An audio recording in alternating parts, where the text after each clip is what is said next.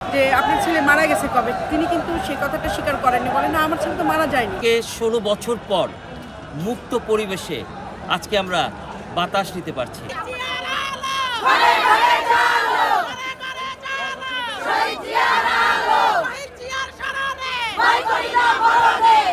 Fascist সরকারের সময় যে মানে একটা নির্দিষ্ট গোষ্ঠীর জন্যই মনে হয় এই দেশ স্বাধীন হয়েছিল, এরকম একটা ভাব মানে তৈরি হয়ে গেছে। বাংলাদেশ একটা নির্দিষ্ট গোষ্ঠীর দিকে চলে গিয়েছিল, সেই থেকে মুক্ত হয়েছে। এখন বিভিন্ন দলের বিভিন্ন সামাজিক বা রাজনৈতিক দল আসছে নির্বিশেষে, এটা একটা মাইলফলক হয়ে থাকবে বাংলাদেশের ইতিহাসে। আমার মনে হয় না 16 বছর যাবৎ কখনোই কেউ এভাবে এসে এখানে এভাবে নির্বিঘ্নে, হ্যাঁ, সবার ভিতরে যে একটা ভয় ছিল, অন্য যে রাজনৈতিক দলগুলো তাদের একটা ভয় ছিল, হয়রানি ছিল, সেই হয়রানি থেকে তারা মুক্ত হয়েছে এবং তাদের একটা যে সুন্দর একটা পরিবেশ সৃষ্টি হয়েছে, এটাকে অবশ্যই সাধুবাদ জানাই।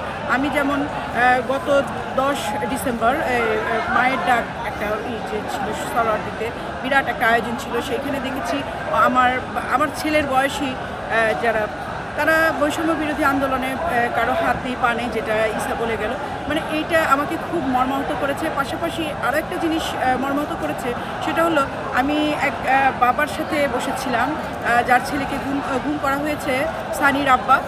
আমি তাকে দেখেছি যে তিনি নাকি মানে এখনও তার ছেলেকে খুঁজছেন। আমি একটা প্রসঙ্গত কারণে আমি কীভাবে যেন আমার মুখ দিয়ে বের হয়ে গেল যে আপনার ছেলে মারা গেছে কবে, তিনি কিন্তু সেই কথাটা স্বীকার করেননি, বলেন না আমার ছেলে তো মারা যায়নি, আমার ছেলে আসবে। তার ভিতরে যে এই বৃদ্ধ বয়সে 80 বছরের একজন বয়স্ক, হ্যাঁ, সে তার ভিতরে যে একটা মানে ইচ্ছা বা মানে কি বলে মনের যে আবেগ, তিনি কথা বলতে বলতে কেঁদে দিলেন, এগুলা যে ঘটনাগুলো খুবই নেক্কারজনক। আর তার পাশাপাশি আমরা যে হৃদয়ে পতাকা নিয়ে কাজ করছি, আমরা চাইব যে বিভিন্নভাবে আমরা যে প্রচারণা করছি আমাদের এই ন্যায্য দাবি অবশ্যই এটা পূরণ হোক, এবং আগামী বছর 2025-এর 2 মার্চের আগে আমরা চাইব এটা যেন অবশ্যই এটা রাষ্ট্রীয় দাবি হিসেবে বা রাষ্ট্রীয় দিবস হিসেবে এটা পালন করা হয়। আপনাদের মাধ্যমে আমি জানাতে চাচ্ছি যে 2 মার্চ 1971 সালে যে ঘটনাটা হয়েছিল, ঐতিহাসিক ঘটনা, যেটা অনেক দুঃসাহসিকতার সাথে করেছে তখন পাকিস্তানের মাটিতে। তো আসম আব্দুর রব আমাদের জননেতা, উনি দুঃসাহসিকতার সাথে যে কাজটা করেছেন, এটাকে সম্মান দিয়ে ওনার জীবদ্দশায়, উনি জীবিতকালে যেন এটাকে প্রতিষ্ঠিত করা হয়।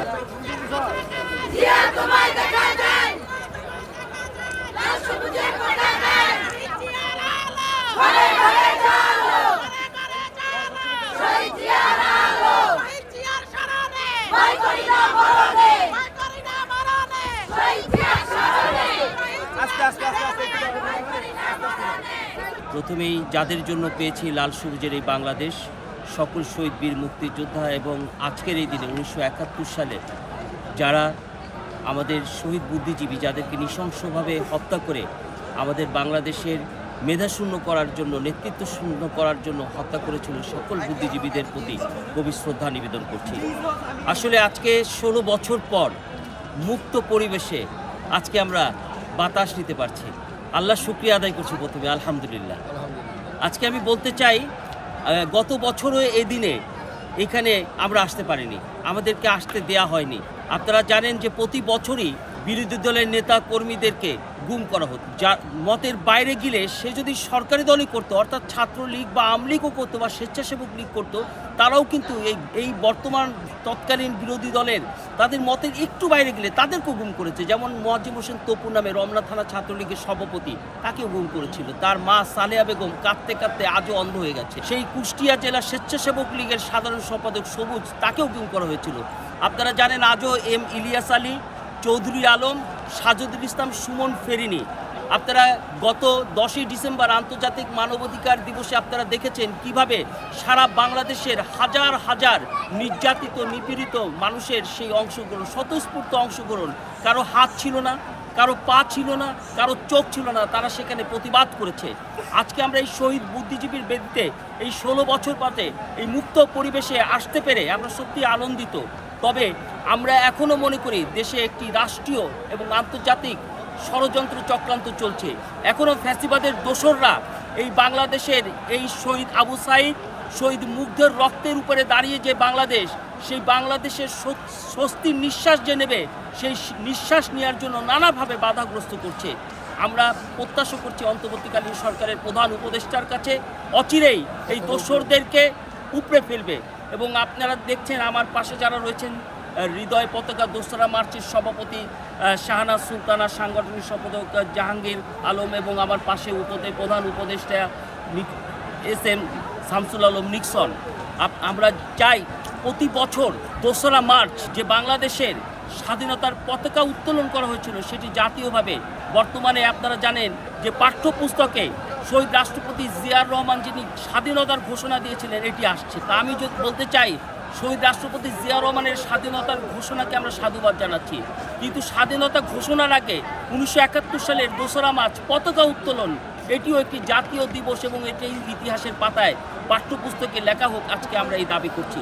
এবং আমি পরিশেষে একটি কথা বলেই শেষ করব, আজকে এই শহীদ বুদ্ধিজীবীর বেদিতে আমরা যেন শহীদ আবু সাঈদ, শহীদ মুগ্ধের রক্তের সাথে কেউ বেইমানি না করি, আমরা কখনো কোনো এই ফ্যাসিবাদের দোসরদের সাথে কোনোভাবে আপোষ না করি। আমরা গত সরকার আমলে আওয়ামী হানাদারদের জন্য আমরা এইভাবে খোলামেলা কোথাও যেতে পারি না। আমরা মনে হয়েছে বাংলাদেশের সবচেয়ে বড় চোর, আমরা পালায় বেড়াইতে হইতো। যাই হোক, আমি যেটা বলতে চাচ্ছি যে চলমান সময় এই পালিয়ে যাওয়া শেখ হাসিনা খুনি সরকারের প্রধান, সে ভারতে বসে বিভিন্ন প্রভাকাণ্ডা ছড়াচ্ছে। ভারতের সরকারকে ব্যবহার করে, মোদী সরকারকে ব্যবহার করে বাংলাদেশ অস্থিতিশীল করার জন্য সে পায়তারা করছে। আপনারা জানেন যে কিছুদিন আগে পৃথিবীর বিরল ঘটনা হচ্ছে স্বাধীনতার পূর্বে স্বাধীনতার পতাকা উত্তোলন, আর সেটা বাংলাদেশে হয়েছে 1971 সালের দোসরা মার্চ। তারা কিছুদিন আগে আমাদের অ্যাম্বাসেডারের অফিসে গিয়ে আমাদের বাংলাদেশের পতাকা, এই ভারতীয় উগ্রবাদীরা আমাদের পতাকা ছিঁড়েছে। আমরা তীব্র নিন্দা এবং প্রতিবাদ জানাই, এবং ভারতীয়রা বুঝেছে যে পৃথিবীর বিরল ঘটনা এই জাতি সৃষ্টি করেছে স্বাধীনতার আগে পতাকা উত্তোলনের মধ্য দিয়ে, তাই তারা আমাদের পতাকা আঘাত হানতে চায়। আমরা এই অবস্থাতে চলমান বর্তমান সরকারের কাছে অনুরোধ করব, মহান মুক্তিযুদ্ধে সূচনা হয়েছিল 1971 সালের দোসরা মার্চ, এই স্বাধীনতার পতাকা উত্তোলনের মধ্য দিয়ে এই দিবসটিকে রাষ্ট্রীয়ভাবে স্বীকৃতি দিয়ে আমি আমার সাধারণ সম্পাদক ইসার সাথে একমত, পাঠ্যপুস্তকে লিপিবদ্ধ করা এবং রাষ্ট্রীয় মর্যাদায় দিবসটিকে পালনের দাবি জানাচ্ছি। এবং যদি এই সরকার এই দিবসটিকে পালনের জন্য গড়িমসি করে, আমরা এর জন্য আন্দোলন সংগ্রাম গড়ে তুলব।